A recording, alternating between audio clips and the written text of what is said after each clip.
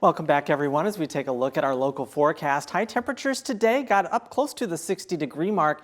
Now, most of these high temperatures were reached in the early afternoon before the rain started to move in. Rochester was at 59, same in Austin. Mason City and Charles City both broke 60 degrees as they hit 61 this afternoon.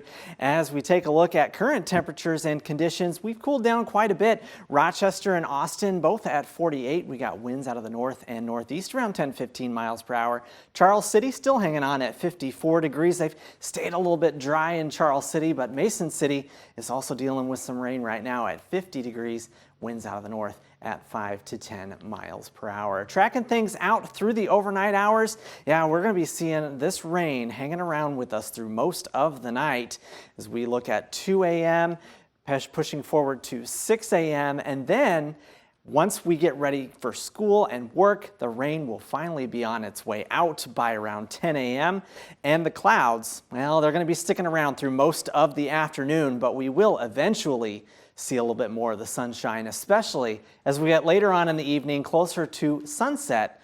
Perfect time to see that sun, and Saturday is looking wonderful with very few clouds, temperatures in the low 60s. That's going to be the pick of the weekend, to be sure, before the clouds start returning on Sunday. Now, what we're looking at in terms of rainfall when everything is said and done, at least a ½ inch for most locations. Some locations could see a little bit lighter totals, like around Mason City and Algona, around a ¼ inch in those locations.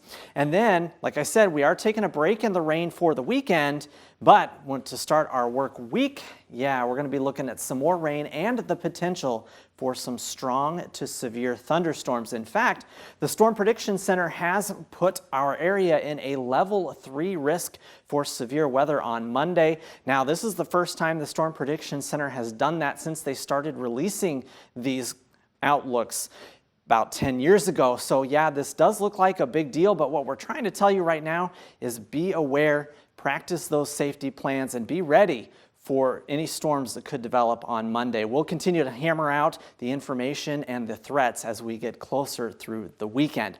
For tonight, though, looking pretty all right, even though we've got the rain that's going to be hanging around with us all night long into the middle 40s for our overnight lows. For tomorrow, those showers will be finishing up earlier in the morning. We'll warm up into the mid to upper 50s for our afternoon high, and then a perfect, almost perfect weekend this weekend with those storms on Monday, and then drying right out.